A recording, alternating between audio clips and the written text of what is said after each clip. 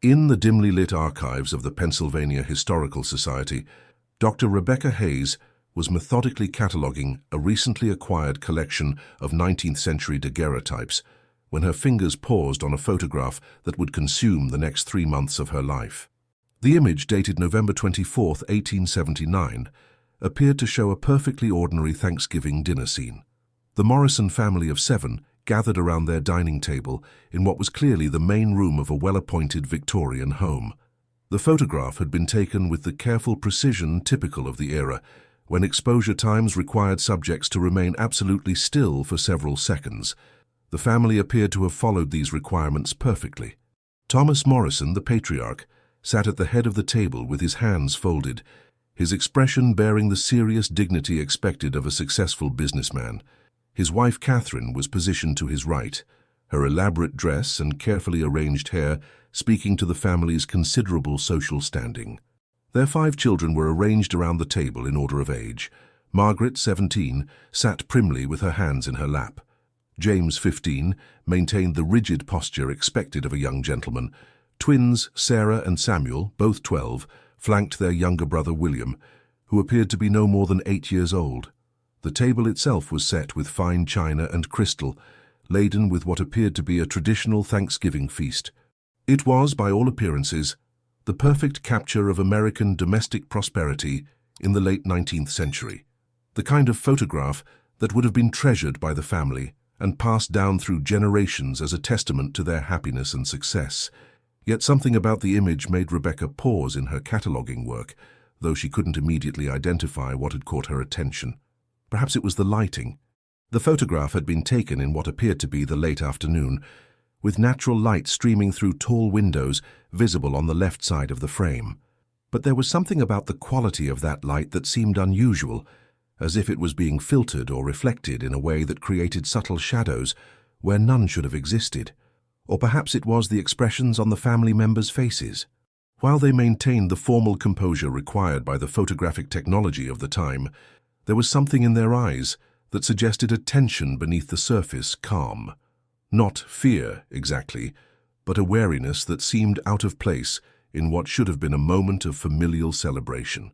Rebecca held the photograph closer to her desk lamp, studying the details more carefully. The Morrison family had clearly spared no expense in creating this formal portrait of their Thanksgiving gathering. The dining room was elegantly appointed, with heavy draperies, ornate wallpaper, and what appeared to be expensive furniture throughout. But as Rebecca examined the background of the photograph, she noticed something that made her breath catch in her throat. On the far wall of the dining room, partially visible behind the family, was a large mirror in an elaborate gilt frame. The mirror's reflection should have shown the photographer and his equipment, as was common in photographs of this period when mirrors were present in the frame. But what Rebecca saw in the reflection was something entirely different. Something that made no sense given what was happening in the main portion of the photograph. The mirror appeared to show the same dining room, but the scene reflected there was not the peaceful family dinner captured in the primary image. Instead, the reflection showed what appeared to be a violent struggle taking place around the very same table. Figures that looked like the Morrison family members were engaged in what could only be described as a fight, with chairs overturned and dishes scattered across the floor. Rebecca blinked and looked again, certain that her eyes were playing tricks on her. But the more carefully she examined the mirror's reflection, the more convinced she became that she was seeing something that shouldn't have been possible. The laws of physics dictated that a mirror could only reflect what was actually happening in front of it, yet this mirror seemed to be showing an entirely different scene from the one being photographed. She reached for her magnifying glass, a tool she used regularly in her work with historical photographs, and focused on the mirror's reflection. What she saw made her hands begin to tremble. The figures in the reflection were definitely the Morrison family members, recognizable by their clothing and general appearance, but they were engaged in what appeared to be a brutal physical altercation. The father, Thomas Morrison, appeared to be wielding what looked like a carving knife, while his wife Catherine seemed to be cowering behind an overturned chair. The children were scattered around the room in various states of distress, some appearing to be fleeing while others seemed to be fighting back against their father's apparent attack. Most disturbing of all was the expression on Thomas Morrison's face in the reflection. While his face in the main photograph showed the calm dignity of a respectable family man, his reflected face was twisted with what could only be described as murderous rage. His eyes were wide and wild, his mouth open in what appeared to be a scream of fury. Rebecca set down the magnifying glass and leaned back in her chair, her mind racing to find a rational explanation for what she was seeing. Could this be some sort of photographic trick or artistic manipulation? In 1879, the technology for creating such elaborate deceptions would have been extremely limited, and the cost would have been prohibitive for all but the wealthiest families.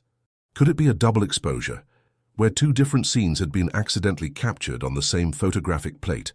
This was a known phenomenon in early photography, but it typically resulted in ghostly, translucent images overlapping each other, not the sharp, clear reflection she was observing in the mirror. Or could this be evidence of something far more sinister, something that challenged conventional understanding of how photography worked? Rebecca had heard stories of photographs that seemed to capture images of events that hadn't actually occurred, or that revealed hidden truths that weren't visible to the naked eye at the time the photograph was taken. She decided to research the Morrison family, hoping to find some context that might explain the disturbing reflection in their Thanksgiving photograph. If the family had experienced some sort of tragedy or scandal, it might provide clues about what she was seeing in the mirror's reflection. Rebecca turned to her computer and began searching historical records for the Morrison family of Pennsylvania. What she found immediately confirmed that this was indeed a family of considerable prominence in their community. Thomas Morrison had been a successful textile manufacturer who had built his fortune during the industrial expansion following the Civil War. The family had lived in a mansion in one of Philadelphia's most prestigious neighborhoods and had been active in local society and charitable organizations.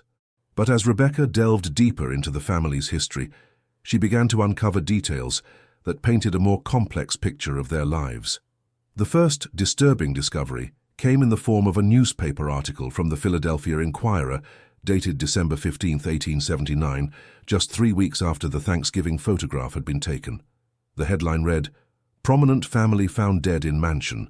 Morrison tragedy shocks Philadelphia society." Rebecca's heart began to pound as she read the article's details. According to the report, the entire Morrison family had been discovered dead in their dining room on the morning of December 14, 1879. The circumstances of their deaths were so unusual that the police had initially suspected murder, but the evidence had pointed to something far more inexplicable. The article described a scene of unimaginable violence. The family's dining room had been destroyed, with furniture overturned, dishes shattered, and blood splattered across the walls and floor. Thomas Morrison had been found with a carving knife in his hand, while the other family members appeared to have died from various injuries inflicted during what could only be described as a family massacre. But what made the case so baffling was the lack of any evidence that anyone outside the family had been involved in the violence. The house had been locked from the inside, with no signs of forced entry or struggle in any other part of the building. The servants had been given the day off, and neighbors reported that they had heard no sounds of disturbance from the Morrison property. The coroner's report, quoted in the newspaper article, concluded that Thomas Morrison had apparently suffered some sort of mental breakdown that had led him to attack his own family before taking his own life. But several aspects of the case didn't fit this explanation. There were injuries on Thomas Morrison's body that appeared to have been inflicted by other people, suggesting that his family members had fought back against his attack. More puzzling still were reports from the first police officers to arrive at the scene. They described finding the dining room in a state that seemed to defy rational explanation. Chairs had been thrown with such force that they had embedded themselves in the walls. Dishes had been shattered so completely that the fragments were ground to powder. The dining table itself had been split down the middle, as if it had been struck by some tremendous force. Rebecca continued reading, her sense of unease growing with each detail. The newspaper article mentioned that the Morrison family had been known for their peaceful and harmonious relationships. Neighbors and friends described them as a loving family who had never shown any signs of discord or violence. Thomas Morrison was remembered as a gentle and devoted father who had been actively involved in his children's education and upbringing. The article concluded with a note that the Morrison mansion would be sold to settle the family's estate. but it mentioned that several potential buyers had withdrawn their offers after visiting the property. The dining room, despite extensive cleaning and renovation, apparently retained an atmosphere that made visitors extremely uncomfortable. Rebecca sat back in her chair, trying to process what she had learned. The Morrison family had died in their dining room in a scene of violence that exactly matched what she had observed in the mirror's reflection in their Thanksgiving photograph. But the photograph had been taken 3 weeks before their deaths, which meant that somehow, impossibly, the mirror had captured an image of events that hadn't yet occurred. She returned to the photograph, studying it with new eyes. The peaceful family dinner scene now seemed ominous rather than heartwarming. The formal poses and serious expressions took on a different meaning when viewed as the final moments of a family that was doomed to destroy itself in the very same room just weeks later. But how could a mirror reflect future events? Rebecca's scientific training rebelled against such a possibility, yet the evidence was right in front of her. The reflection in the mirror showed details that perfectly matched the newspaper's description of the crime scene, including the positioning of overturned furniture and the apparent injuries to the family members. She decided to research the history of the Morrison mansion itself, hoping to find some explanation for the photograph's impossible properties. What she discovered was a pattern of tragedy and violence that stretched back long before the Morrison family had ever lived there. The mansion had been built in 1847 by a wealthy merchant named Cornelius Blackthorne, who had made his fortune in the shipping trade. Blackthorne had commissioned the house as a wedding gift for his young bride, sparing no expense in its construction and decoration. The dining room mirror, according to the original architectural plans, had been imported from France and was said to be made from a special type of glass that had unusual reflective properties. But the Blackthorne family's happiness in their new home had been short-lived. In 1851, Cornelius Blackthorne had apparently suffered a mental breakdown during a dinner party and had attacked several of his guests with a carving knife before taking his own life. His wife had survived the attack but had been so traumatized that she had been committed to an asylum where she had died just months later. The mansion had remained empty for several years before being sold to another wealthy family, the Hawthorns, in 1857, but their occupancy had also ended in tragedy. In 1863, during a family dinner celebrating their son's return from the Civil War, a violent argument had erupted that had resulted in the deaths of 3 family members. The surviving members of the family had fled the house and never returned. The pattern had continued with each subsequent owner of the mansion. The Richardsons had lived there from 1867 to 1872, until a Thanksgiving dinner had ended, with the father attacking his family with a fireplace poker. The Ashfords had occupied the house from 1873 to 1876, until their Christmas dinner had devolved into a brawl that had left 2 family members dead and the others permanently estranged. Rebecca realized that she was looking at a pattern of violence that seemed to be connected specifically to family meals in the mansion's dining room. Each tragedy had occurred during what should have been a peaceful family gathering, and each had involved the father of the family suddenly turning violent against his own loved ones.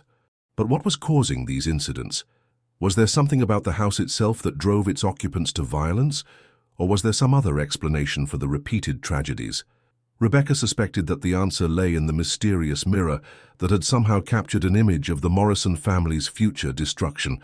She decided to research the mirror's origins more thoroughly, tracing its history back to its creation in France. What she discovered was a story that was even more disturbing than the pattern of violence in the Morrison mansion.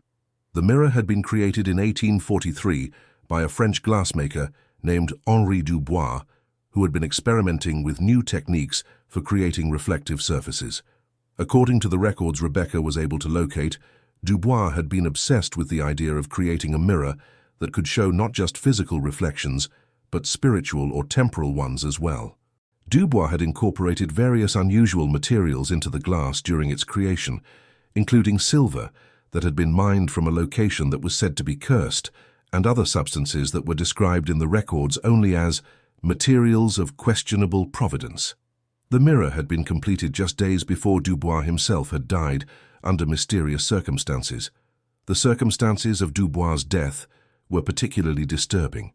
According to police reports from the time, he had been found in his workshop, apparently having suffered a violent attack, but there were no signs of forced entry, and nothing had been stolen from the workshop. The only unusual detail was that Dubois had been found facing the mirror he had just completed, and witnesses reported that his reflection in the mirror showed him in a state of terror, even though his actual face bore a peaceful expression. The mirror's first owner had been a wealthy Parisian nobleman who had commissioned it for his dining room, but within months of its installation, the nobleman's family had been destroyed in a violent incident that bore striking similarities to the tragedies that would later occur in the Morrison mansion.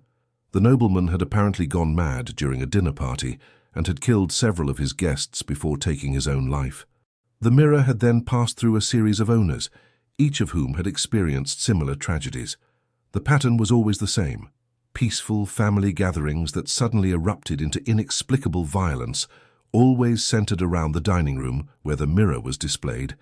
By the 1840s, the mirror had gained a reputation among European collectors as being cursed or haunted. Several attempts had been made to destroy it, but each effort had failed under mysterious circumstances. The mirror seemed to be indestructible, and those who tried to damage it often suffered terrible accidents or sudden illnesses. One particularly detailed account came from a French priest named Father Beaumont, who had been called in to exorcise the mirror in 1845. According to his journal, which Rebecca found in the archives of a French monastery, the mirror had exhibited supernatural properties that defied explanation. Father Beaumont wrote that the mirror's reflection showed not the present, but glimpses of future events, specifically scenes of violence and death that would occur in the presence of the mirror. He described seeing visions of families destroying themselves in fits of rage, always in dining rooms, always during what should have been peaceful gatherings. The priest had attempted to perform an exorcism, but the ritual had been interrupted when the mirror began to show his own death in its reflection. Father Beaumont saw himself being attacked by an unseen force in his own church, and the vision was so vivid and terrifying that he fled without completing the exorcism. Tragically, Father Beaumont's vision proved to be prophetic. He was found dead in his church just 3 days later, apparently having been attacked by some unknown assailant. The circumstances of his death exactly matched what he had seen in the mirror's reflection. Eventually, the mirror had been sold to an American collector who had shipped it to Philadelphia, apparently unaware of its dark history. That collector had been Cornelius Blackthorne, who had installed it in his new mansion's dining room with tragic results. Rebecca realized that she was looking at evidence of a supernatural force that had been claiming victims for decades. The mirror wasn't just reflecting future events, it was somehow causing them. The violent scenes it showed weren't predictions of what would happen, but rather visions of what it intended to make happen. But how did the mirror exert its influence over the families who lived with it? Rebecca suspected that the answer lay in understanding the specific mechanism by which the mirror operated. If she could figure out how it worked, she might be able to find a way to stop it from claiming more victims. She returned to her examination of the Morrison family photograph, this time focusing on details she had previously overlooked. As she studied the image more carefully, she began to notice subtle signs that the family was already under the mirror's influence at the time the photograph was taken. The children's expressions, while formally composed, showed signs of strain and anxiety that went beyond the normal discomfort of posing for a photograph. Their eyes seemed to be focused not on the camera, but on something behind the photographer, something that was causing them considerable distress. Young William, the 8-year-old, appeared to be gripping his chair with white knuckles, as if he was trying to keep himself from moving. His face, while maintaining the required stillness, showed signs of tears that had been recently wiped away. The twins, Sarah and Samuel, were positioned on opposite sides of the table, but their body language suggested that they were deliberately avoiding looking at each other.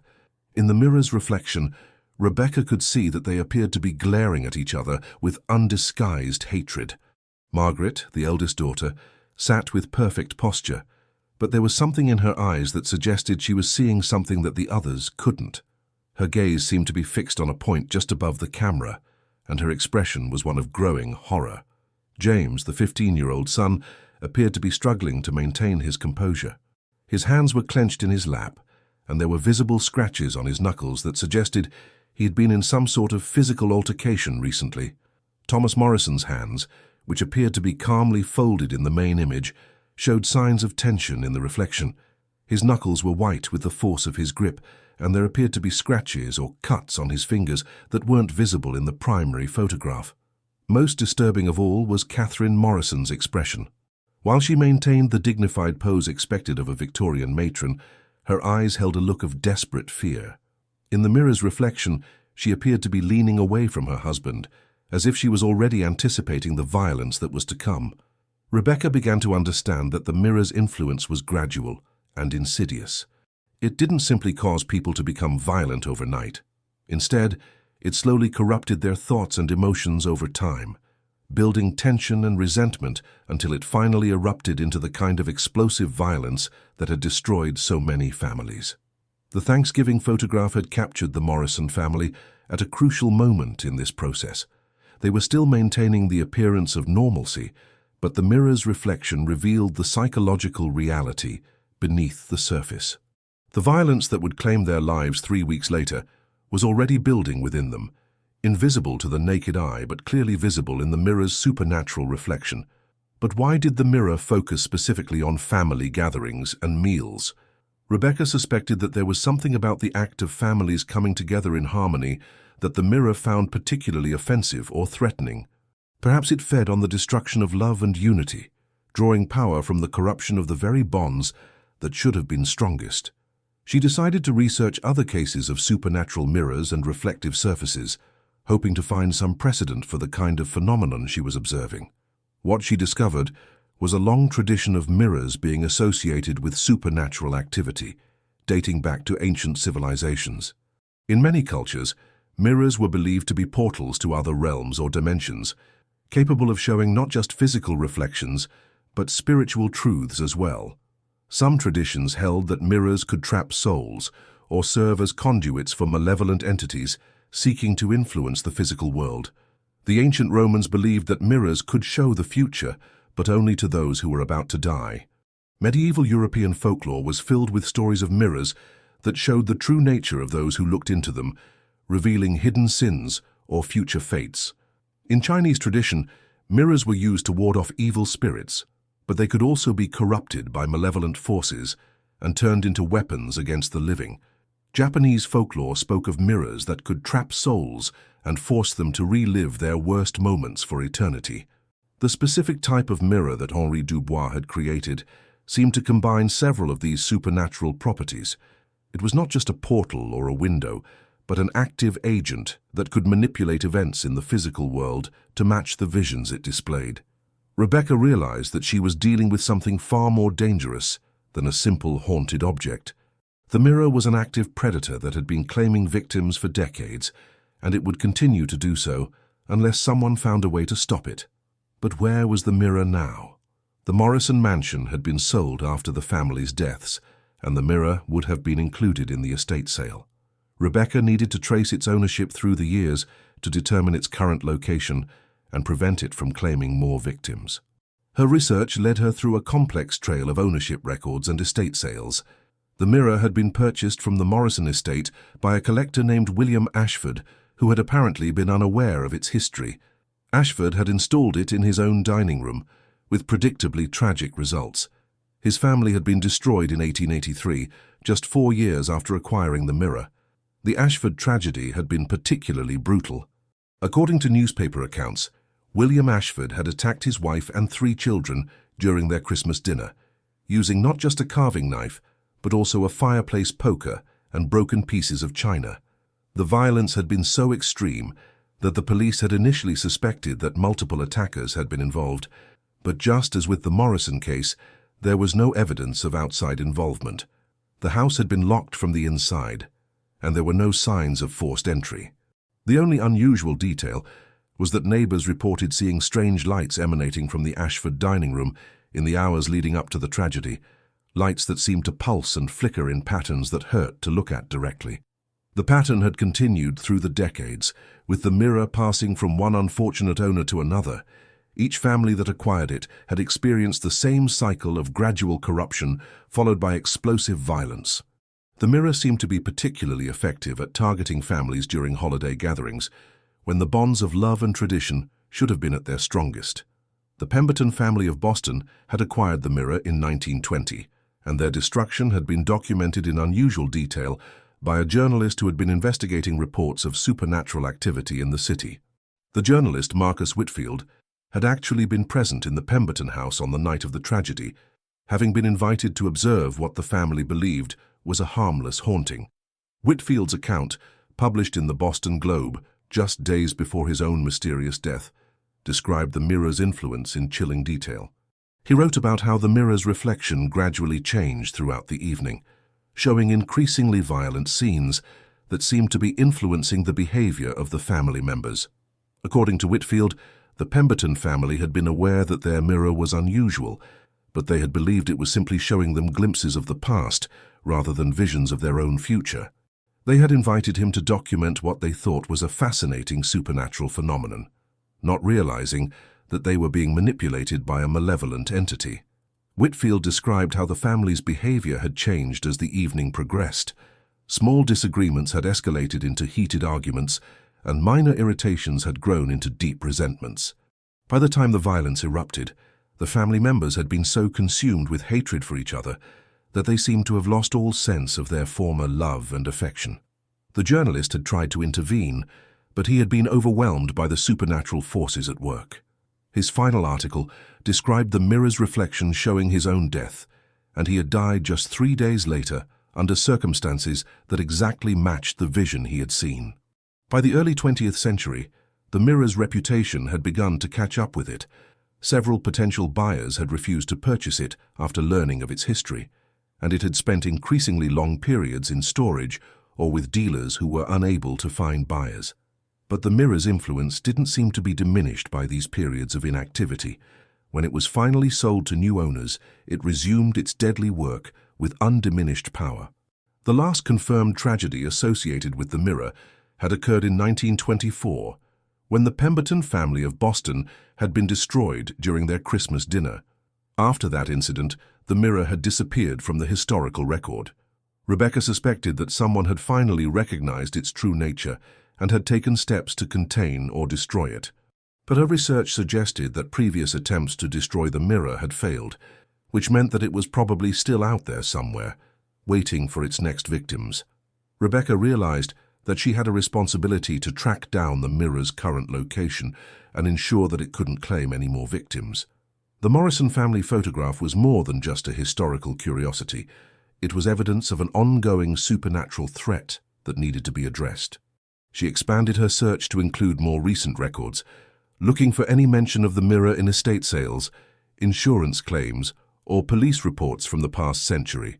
What she found was a trail of clues that led her to believe the mirror was still in existence, still moving from owner to owner, still claiming victims.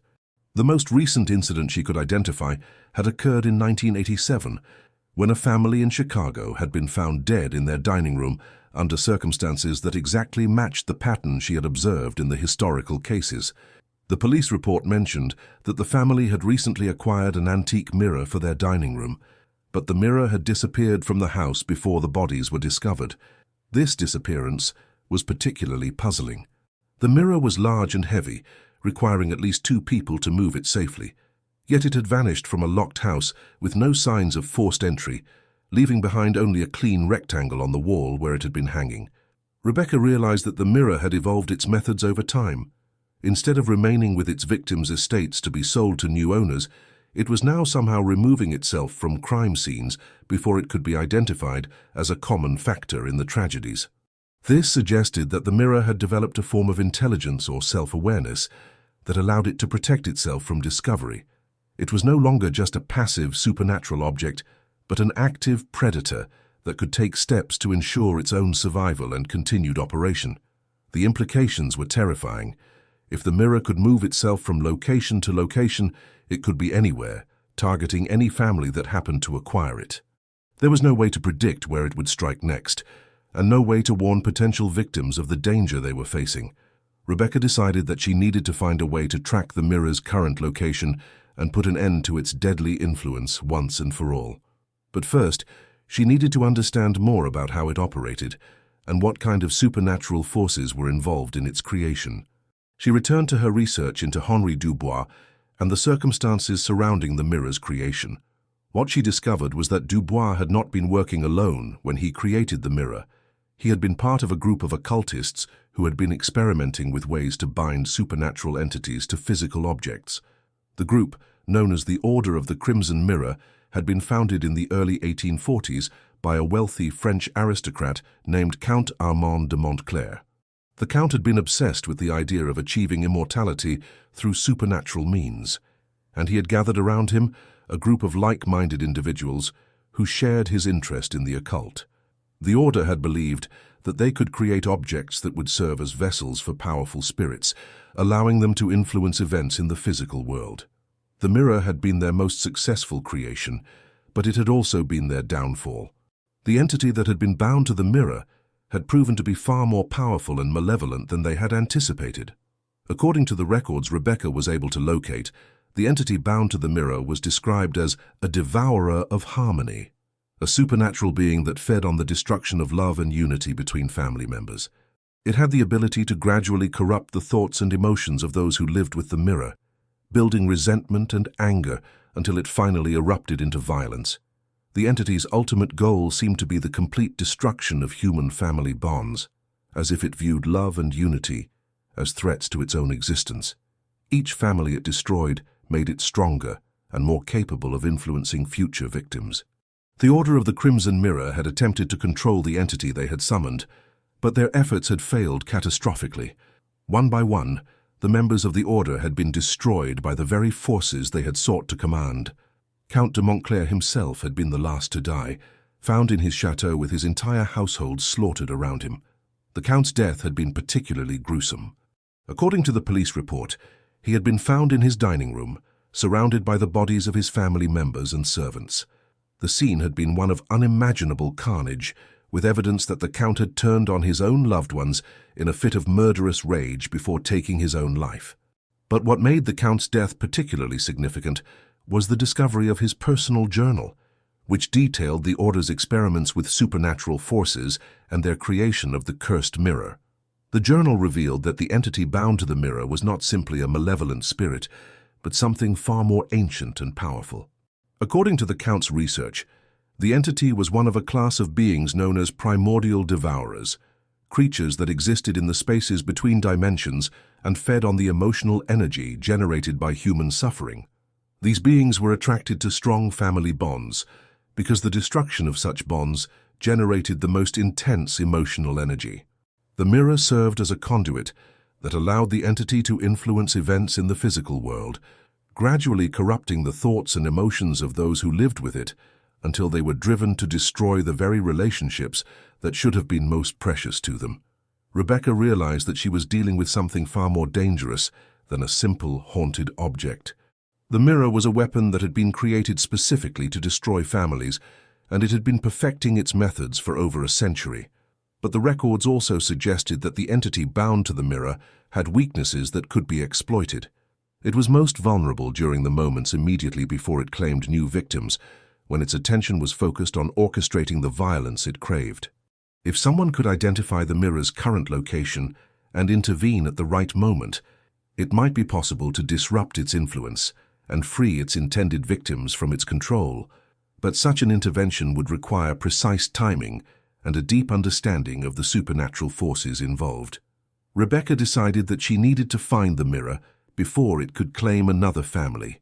She began reaching out to antique dealers, auction houses and collectors, hoping to find some trace of the mirror's recent movements.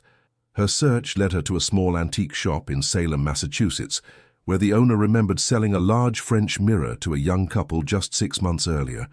The description matched the mirror from the Morrison photograph perfectly, and the timing suggested that the mirror was once again active.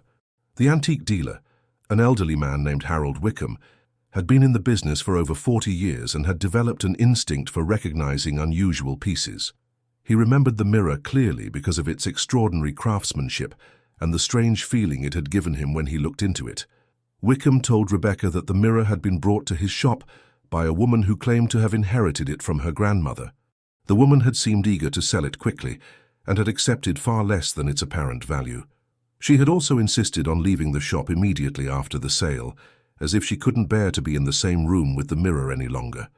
The woman had been pale and nervous throughout the transaction, constantly glancing at the mirror as if she expected it to do something. When Wickham had asked about the mirror's history, she had become visibly agitated and had refused to provide any details beyond claiming that it had been in her family for generations. The couple who had purchased the mirror had been young and enthusiastic, excited about furnishing their first home together. They had mentioned that they were planning to hang it in their dining room as the centerpiece of their Thanksgiving celebration. Wickham had given them the mirror's provenance as far as he knew it, but he had been unaware of its dark history. Rebecca obtained the contact information for the couple who had purchased the mirror and immediately tried to reach them, but her calls went unanswered. And when she drove to their address, she found their house dark and apparently empty. The house was a modest Victorian cottage in a quiet residential neighborhood. Rebecca could see through the front windows that the interior was fully furnished, but there were no signs of recent occupancy. The mail was piling up in the mailbox, and newspapers were scattered on the front porch. Concerned that she might already be too late, Rebecca contacted the local police and requested a welfare check on the couple. What the officers found when they entered the house confirmed her worst fears. The couple, David and Jennifer Chen, along with their 2 young children, were found dead in their dining room. The scene was exactly as Rebecca had expected. Furniture overturned, dishes shattered, blood splattered across the walls. David had apparently attacked his family with a kitchen knife before taking his own life, but the mirror was gone. Just as in the 1987 case, it had somehow removed itself from the scene before the bodies were discovered. The entity bound to the mirror had claimed another family and had once again escaped to find new victims. The police investigation revealed that the Chen family had been experiencing problems in the weeks leading up to their deaths. Neighbors reported hearing loud arguments coming from the house, and David had been seen acting erratically in public. But there was no history of domestic violence, and friends described the couple as deeply in love and devoted to their children. The investigation also revealed some disturbing details about the family's final weeks. Jennifer Chen had been seen visiting local churches, asking about spiritual protection and exorcism services. She had also been researching the history of their house and had become increasingly convinced that something supernatural was affecting her family. David Chen's behavior had become increasingly erratic as well. Co-workers reported that he had been having difficulty concentrating at work and had been prone to sudden outbursts of anger. He had also been experiencing nightmares that left him exhausted and disoriented during the day. The children had been showing signs of distress as well. Their teachers reported that they had become increasingly aggressive toward their classmates and had been having difficulty focusing on their schoolwork. The family's pediatrician had recommended counseling, but the sessions had been cut short when the children became violent during their appointments. Rebecca realized that she was dealing with a predator that was always one step ahead of her efforts to stop it. The mirror's ability to move itself made it nearly impossible to track, and its influence over its victims made it difficult to intervene before it was too late. But she refused to give up. The Morrison family photograph had shown her that the mirror's influence could be detected before it claimed its victims. If she could find a way to identify families who were in the early stages of the mirror's corruption, she might be able to save them before it was too late. She began monitoring police reports and news stories, looking for signs of the mirror's influence. Families who had recently acquired antique mirrors and were beginning to show signs of unusual tension or conflict. Domestic disturbance calls that involved families with no previous history of violence. Missing persons reports for antique dealers or collectors who might have come into contact with the mirror. Her vigilance paid off when she identified a family in Portland, Oregon, who had recently purchased an antique mirror and were beginning to exhibit the warning signs she had learned to recognize. The father had been arrested for a minor assault charge, the first violent incident in his previously spotless record. The mother had been seen at local churches, asking about spiritual protection and exorcism services. Rebecca immediately traveled to Portland, hoping to intervene before the mirror could complete its deadly work. When she arrived at the family's home, she could see the mirror hanging in their dining room through the front window. It was definitely the same mirror from the Morrison photograph, and she could sense the malevolent presence that surrounded it. But convincing the family of the danger they were in proved to be more difficult than Rebecca had anticipated. The mirror's influence had already begun to corrupt their thoughts and emotions, making them suspicious and hostile toward outsiders who tried to help them. The father, Michael Thompson, was a successful architect who had purchased the mirror as an anniversary gift for his wife. He had paid a substantial sum for it at an estate sale, believing it to be a valuable antique that would complement their Victorian-style home.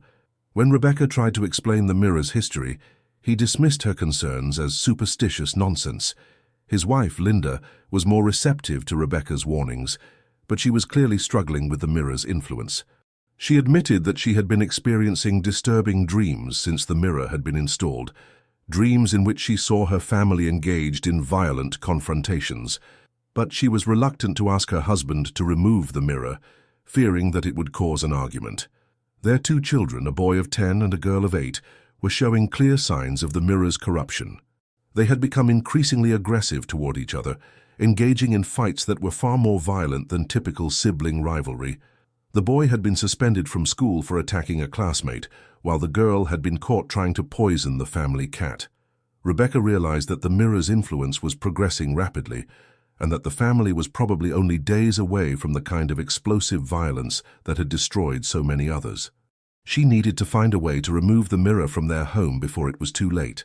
She contacted a local priest, who specialized in supernatural phenomena, Father Michael O'Brien, and convinced him to help her perform an intervention. Father O'Brien had dealt with similar cases in the past and understood the urgency of the situation. Father O'Brien was a man in his 60s who had spent decades studying supernatural phenomena and performing exorcisms. He had encountered cursed objects before, but nothing quite like the mirror that Rebecca described. When she showed him the Morrison family photograph and explained the mirror's history, he immediately understood the gravity of the situation.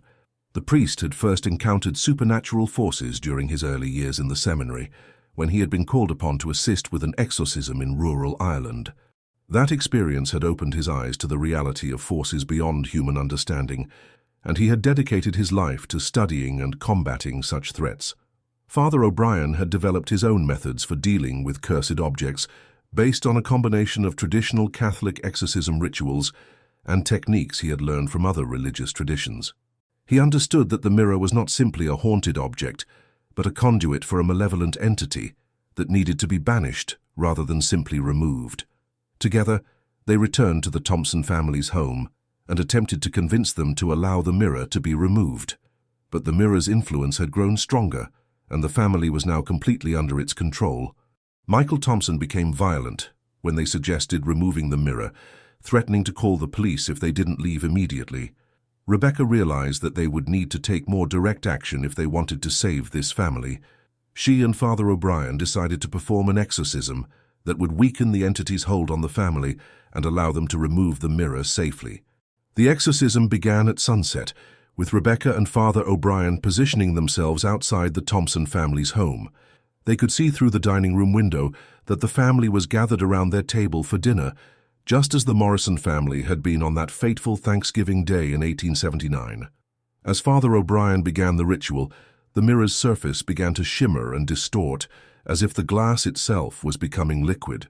The reflection it showed was no longer the peaceful family dinner scene, but rather the violent confrontation that the entity was trying to orchestrate. The family members began to show signs of agitation, their movements becoming jerky and unnatural as they fought against the entity's influence. Michael Thompson's hand moved toward the carving knife on the table, while his wife and children cowered in their chairs. But the exorcism was having an effect. The entity's hold on the family was weakening, and they were beginning to regain control of their own actions. Michael's hand stopped just short of the knife, and he looked around the room with confusion, as if he was waking up from a dream. The mirror's surface began to crack, spiderweb fractures spreading across the glass as the entity fought to maintain its hold on the physical world. The dining room was filled with a sound like screaming wind, and the temperature dropped dramatically. As the exorcism reached its climax, the mirror finally shattered, releasing the entity that had been bound to it for over a century. The Thompson family was freed from its influence, and the cycle of violence that had claimed so many victims was finally broken. But the entity's destruction came at a cost. The psychic energy released by its banishment created a shockwave that shattered every piece of glass in the Thompson family's home. Rebecca and Father O'Brien were thrown backward by the force of the explosion, and both suffered injuries that required medical attention. When the police and paramedics arrived, they found the Thompson family confused but unharmed. The mirror had been completely destroyed, its fragments scattered across the dining room floor. The family had no memory of the events leading up to the mirror's destruction, but they were clearly relieved to be free of its influence. Rebecca spent several days in the hospital recovering from her injuries, but she was satisfied that she had finally put an end to the entity's reign of terror. The mirror that had claimed so many victims over the course of more than a century had been destroyed, and its malevolent influence had been banished from the physical world. But her experience with the mirror had taught her that there were other supernatural threats out there, other cursed objects and malevolent entities that were waiting to be discovered and dealt with. Her work as an archivist had taken on a new dimension, as she realized that the artifacts preserved in museums and archives could hold secrets that were far more dangerous than anyone realized. Rebecca returned to Philadelphia with a new sense of purpose. She continued her work at the Pennsylvania Historical Society, but with a heightened awareness of the potential dangers hidden within the collection. She established a new protocol for examining historical artifacts, one that included checks for supernatural activity and consultation with experts in paranormal phenomena. She also began reaching out to other archivists and historians, sharing her knowledge of supernatural artifacts and helping to create a network of professionals who could identify and deal with similar threats.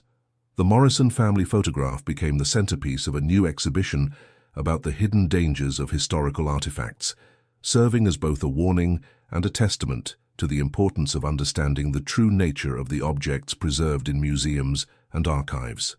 The photograph itself had been transformed by the mirror's destruction. The reflection that had once shown the violent scene of the family's future destruction now showed only the normal reflection of the dining room, as if the supernatural influence had been completely erased. But Rebecca kept the original image as a reminder of the responsibility that came with her profession. She also established a research fund dedicated to studying supernatural artifacts and developing methods for identifying and neutralizing dangerous objects. The fund was named in honor of the Morrison family and all the other victims who had been claimed by the mirror's malevolent influence. Over the years, Rebecca and her colleagues identified and dealt with dozens of other supernatural artifacts, preventing countless tragedies and saving numerous lives. They developed techniques for detecting supernatural activity in historical objects and created protocols for safely containing or destroying dangerous artifacts. One of their most significant discoveries was a collection of cursed jewelry that had been donated to a museum in Boston. The jewelry had been created by the same order of the Crimson Mirror that had produced the Morrison mirror, and it had been designed to corrupt the relationships between lovers and spouses. The jewelry consisted of matching sets of rings, necklaces and brooches that had been crafted using metals and gems that had been exposed to dark rituals. When worn by couples, the jewelry gradually poisoned their relationships, turning love into hatred and trust into suspicion. Rebecca and her team discovered that the jewelry had been responsible for dozens of divorces, domestic violence incidents, and even murders over the course of more than a century. They were able to trace its ownership through multiple generations and identify the patterns of destruction it had caused. Another case involved a set of dining chairs that had been crafted using wood from a tree that had been used for executions. The chairs had the ability to influence the behavior of anyone who sat in them, gradually turning them violent and aggressive. The chairs had been part of a dining set that had been passed down through several families, each of whom had experienced increasing levels of domestic violence and family discord. Rebecca and her team were able to identify the source of the problem and arrange for the chairs to be destroyed in a controlled ritual. Rebecca and her team also discovered a painting that showed different scenes depending on who was looking at it, always depicting the viewer's worst fears and most traumatic memories. The painting had been responsible for several suicides and had been passed down through generations of unsuspecting collectors. The painting had been created by an artist who had made a pact with supernatural forces, trading his soul for the ability to create works that could reveal the deepest secrets of human psychology. The painting served as a window into the darkest corners of the human mind, showing viewers things they were never meant to see. But perhaps their most challenging case involved a music box that played a melody that could drive listeners to madness. The music box had been created by a composer who had made a pact with supernatural forces, and it had been claiming victims for over 2 centuries. The music box appeared to be an innocent children's toy, decorated with dancing figures and painted in bright colors. But when it was wound up and allowed to play, it produced a melody that had a hypnotic effect on listeners, gradually driving them to insanity. The music box had been responsible for numerous cases of mental illness, suicide, and violent behavior over the years. It had been passed down through families who were unaware of its true nature, leaving a trail of destruction in its wake. In each case, Rebecca and her colleagues were able to identify the supernatural threat and take steps to neutralize it before it could claim more victims. They developed a reputation as experts in the field of supernatural artifacts, and they were frequently called upon to investigate unusual cases around the world. Their work took them to museums, private collections, and archaeological sites, where they encountered objects that had been imbued with supernatural forces through various means. Some had been created intentionally by occultists and dark magicians, while others had become cursed through exposure to traumatic events or malevolent spirits. Rebecca's team developed sophisticated methods for detecting supernatural activity in historical objects, using a combination of scientific instruments and psychic sensitivity. They learned to recognize the signs of supernatural influence and developed protocols for safely handling and neutralizing dangerous artifacts. They also established relationships with religious leaders from various traditions, learning about different approaches to dealing with supernatural forces. They worked with Catholic priests, Buddhist monks, Jewish rabbis, and practitioners of other faiths, combining their knowledge to develop more effective methods for combating supernatural threats. But Rebecca never forgot the lesson she had learned from the Morrison family photograph, that the past was never truly past, and that the artifacts preserved in museums and archives could hold secrets that continued to influence the present in ways that were both subtle and profound. The photograph remained on display in the Pennsylvania Historical Society as a reminder of this truth. Visitors could see the peaceful family dinner scene and read about the tragic fate that had befallen the Morrison family, but they could also learn about the importance of understanding the true nature of historical artifacts and the potential dangers they might contain. Most importantly, they could learn about the power of knowledge and determination to overcome even the most malevolent supernatural forces. The Morrison family's story had ended in tragedy, but their photograph had ultimately served as the key to stopping a cycle of violence that had claimed victims for over a century. Rebecca's work continued, driven by the knowledge that there were other secrets waiting to be discovered, other mysteries that needed to be solved, other supernatural threats that needed to be addressed. The Morrison family photograph had been just the beginning of her journey into the hidden world that existed alongside the conventional historical record, but she was ready for whatever challenges lay ahead. She had learned that even the most dangerous supernatural forces could be defeated by those who were willing to confront them with knowledge, courage, and determination. The past might hold many dark secrets, but it also held the keys to understanding and overcoming the forces that threatened the present. The Morrison family's story was finally complete, their tragic fate serving as a warning to future generations about the dangers that could lurk within seemingly innocent historical artifacts. But their photograph had also become a symbol of hope, proof that even the darkest mysteries could be solved and the most malevolent forces could be defeated. Rebecca's legacy would be one of protection and preservation, not just of historical artifacts, but of the people who might be threatened by the supernatural forces that some of those artifacts contained. She had found her true calling as a guardian against the unknown, and she was determined to use her skills and knowledge to ensure that tragedies like the one that had befallen the Morrison family would never happen again. The photograph that had started it all remained in its place of honor in the Pennsylvania Historical Society, a testament to the power of careful observation and determined investigation to uncover the truth, no matter how deeply it might be hidden. And in its reflection, now clear and normal, visitors could see only themselves, free from the malevolent influence that had once used the mirror as a window into a world of violence and despair. The Morrison family had finally found peace, and their story had become a beacon of hope for all those who worked to protect the innocent from the supernatural forces that lurked in the shadows of history. Their photograph served as a reminder that even in the darkest moments, there was always hope for redemption, and that the power of human determination could overcome even the most ancient and malevolent evils. Rebecca's work had shown that the past was not a fixed and unchangeable thing, but a living force that continued to shape the present in ways that were both visible and invisible.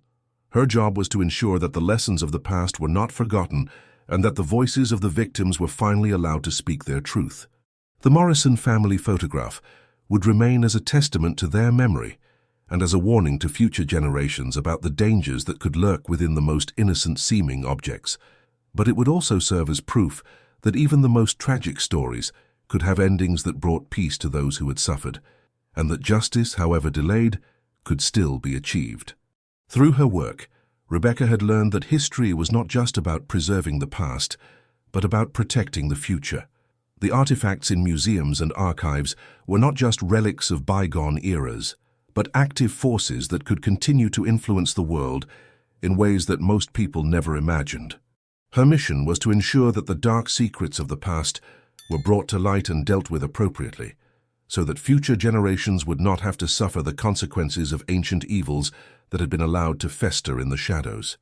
The Morrison family's photograph had taught her that even the most innocent-looking artifacts could hold the power to destroy lives, but it had also shown her that with knowledge, courage, and determination, even the most malevolent forces could be overcome. The story of the Morrison family and their cursed mirror had come to an end, but Rebecca's work as a guardian against supernatural threats would continue. She had found her purpose in life, and she was determined to use her skills and knowledge to protect others from the kinds of forces that had destroyed the Morrison family and so many others throughout history. The photograph that had started it all would remain as a reminder of the importance of her work and as a symbol of hope for all those who faced the unknown. In its clear reflection, free from supernatural influence, visitors could see themselves and be reminded that even in the darkest times, there was always hope for redemption, and that the power of human determination could overcome even the most ancient and malevolent evils.